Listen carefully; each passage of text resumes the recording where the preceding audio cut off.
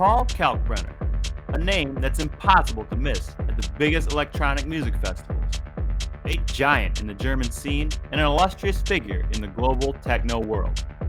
Welcome to this episode of Inside Techno, where we learn about the techno subgenres and unravel the stories of some of the biggest artists and labels.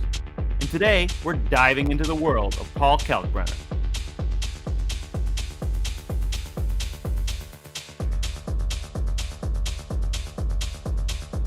You have probably heard the track Sky and Sand, which sold over 200,000 copies, went platinum, and topped the charts in Belgium and Germany. Well, Kalkbrenner is the man behind it. This German music artist and producer was born in Leipzig in 1977. He started making music at a very young age. He was only 13 when he began playing records at the Berlin Youth Club. It was very soon after the fall of the Berlin Wall. Paul and his friend Sascha Funke were both huge techno fans, and they both admired underground resistance from Detroit. They would spend their nights performing and dancing at the local club. When Paul turned 18, him and Funke, who at the time lived together, began producing music. It was then that he decided to turn his passion into something more than just a dream. So he began performing live with his own music.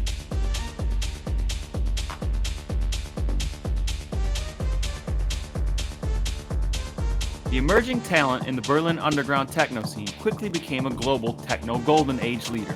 The career path of Kalkbrenner is as unique as the sound he creates. Over the course of 2 decades, he managed to reach the heights that everyone in the scene strives to attain. His singles top charts in different parts of the world, and his fan base grows continuously. He has headlined some of the biggest music festivals and even got the lead role in a feature film. His career officially started in 1999 when Paul released his first track as the Friedrichshain EP on Ellen Alien's label B-Pitch Control under the name Paul DP. In the following years, he released his albums Supermouse, Zeit, and Self, and soon after, he got his role in Hannes Stür's film Berlin Calling, where he played Icarus, a DJ and producer institutionalization for drug abuse. Apart from his acting role in the film, Paul also produced the soundtrack, which shook Europe and significantly raised his popularity.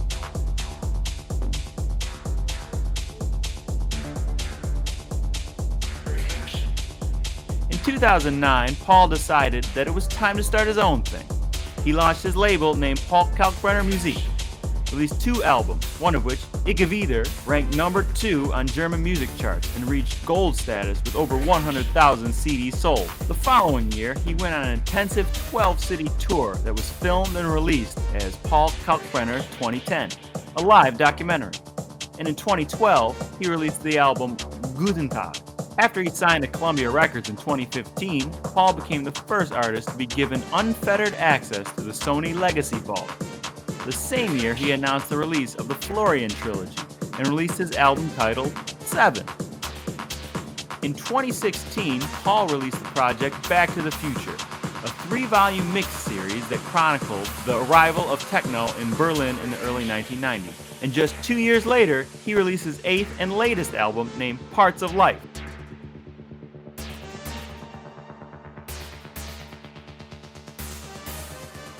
The extensive Kalkbrenner discography includes 8 albums, over 137 individual tracks, and numerous remixes.